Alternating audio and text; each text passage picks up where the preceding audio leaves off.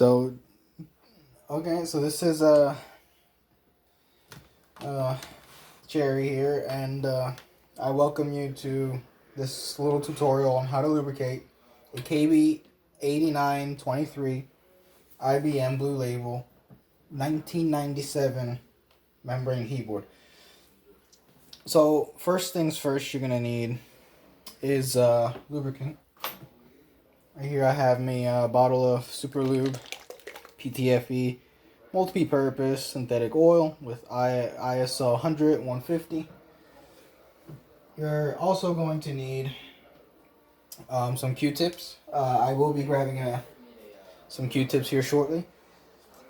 But what you're gonna need also is a keycap puller, so you can remove the keycap, and pretty much that's all you need. So for the keys that have stabilizers, you can use oil, but it is highly recommended to utilize dielectric grease. But I think there is a tutorial on how to do that already on my channel, so if not, then I'll make a separate tutorial on how to do that. To lubricate a membrane keyboard, first you need to do is remove the top keys. You don't have to, you can apply as much force as you want. These keyboards are like super durable, so you just remove the keys, the keycaps like that, and you should have empty slots like that. As you can see, the keyboard is clean. I haven't really used it much, but that's because I switched to mechanical. So let me go grab the Q-tips for 1 second. Give me 1 minute.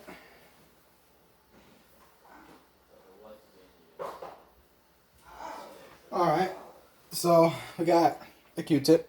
So the way you're going to want to lubricate this is first grab your lubricant and you shake it really well to get it properly mixed in.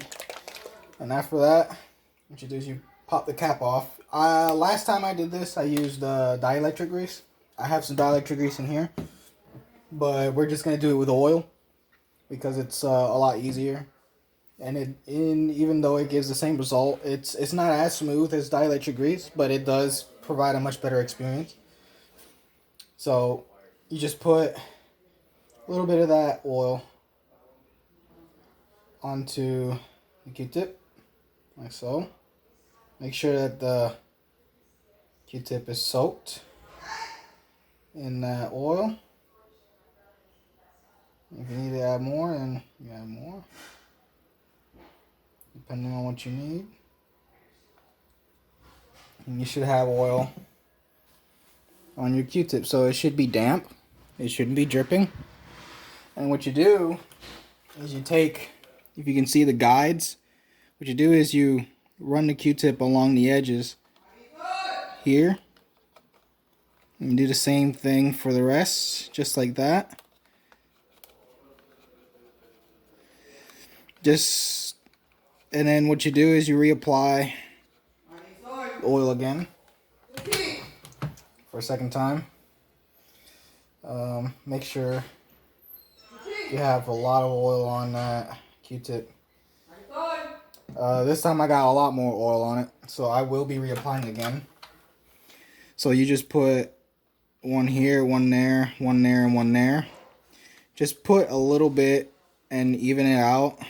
Remove some of the excess. And you get around the edges here. And collect some of the excess from here and put it on the other ones as well. Super quick, super easy. If you need to apply more, you can always apply more. I personally like a nice thick layer in it. After you do that, I'm only going to do 5 keys. So after you do that, once you do the entire board, what you do is you grab another Q-tip, make sure it's nice and clean, and do the same process, but you're going to do this on the keycaps this time, on the keycap stems. So you want to have the thickness, the amount of oil that you use comes down to preference. I personally like to use a thick layer. So what you do is you see these clips, those little clips here, you apply one stroke on that clip, like one stroke, and then one stroke here. Make sure you put a nice good layer. If you want to add more to it, you can always add more. Then you add some here, here. Don't forget the corners. And for me, I personally do, because I really like it a nice thick layer, instead of adding very little, I usually add one drop right here. Just a drop there, you see? Just a drop. It's kind of hard to see on the camera, but you put a drop there. Do the same on the other side. And then what you do is you push it back in and you break it in. So you do the same thing for the rest of the keycaps. All of these are already lubricated. So I'm just gonna go ahead and redo the process again anyway, but without. So you just rub that lubricant into the stems of the caps, and you do this as many times as you like, with as much thickness as you want. It all comes down to preference. If you think it needs more, then you add more. If you need, you know, a lot more, then you add a lot more. If you want a little bit, then you put a little bit. Oops. And after that, what you're gonna do next is after that, and make sure I got some oil on here. Put a little bit there, a small dot there, and then push it back in, break it in.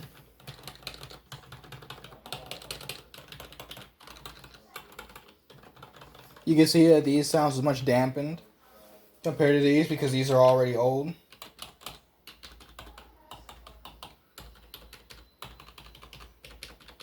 And then when you try these, it's much more dampened. So yeah, you just want to apply a very little amount to only the clips, because the clips is what's making contact at the top of the guide, and that's what's making that little tack sound when it comes back up. So you want to be very, very, you need to make sure that you don't add too much, because then it'll feel rather gross and it won't sound good. So just a dot, not a lot. That's pretty much all you gotta do. Just a dot, not a lot. If you ever heard that terminology in school, then. And then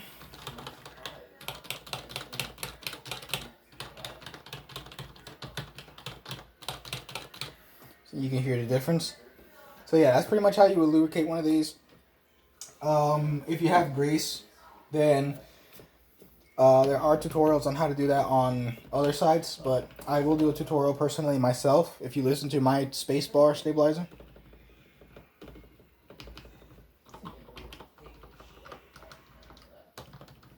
They're very silent, no rattle. So I'm gonna go ahead and pop the spacebar off so I can show you how I lubed it. I'm not gonna lube it again. I'm just gonna show you how I did it. So as you can see here, I did the same process on the stem, and I put some grease in it. You don't have to use grease, but you can use the oil that you already have, and you can apply it to the to these little stems here to guide. And then for the stabilizer, you apply, hold on a minute. You apply a little bit of grease on this area here, just a little bit, and you do the same thing on the other side. And then you apply a nice thick layer of grease here on these stabilizer ends here.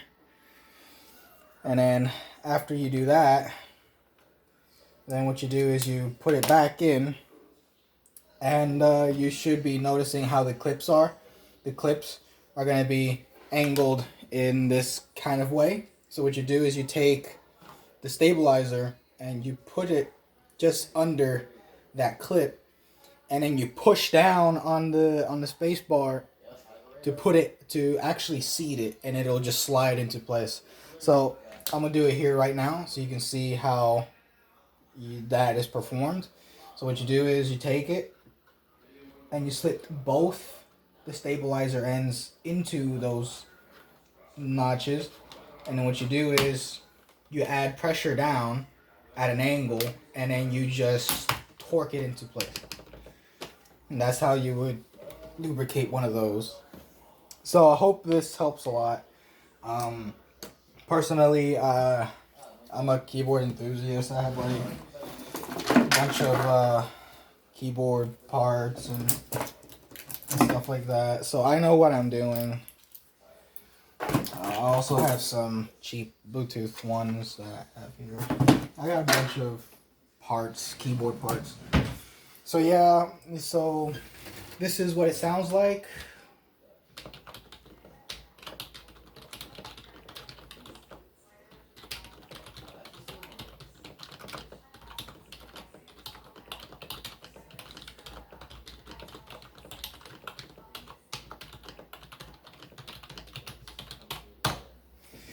And that is how you lubricate a KB8923 membrane keyboard, blue label IBM, of course. And yeah, and if you want to learn how to clean it, I will show you a tutorial on how to clean these keyboards, because these are a little bit harder to these are a lot easier to maintain than what you personally think. But really, these keyboards are like a workhorse. You can use it all day long, and it'll take the beating like a champ. I'm pretty sure you can rob a bank with one of these, because these things are like so durable. Like you can just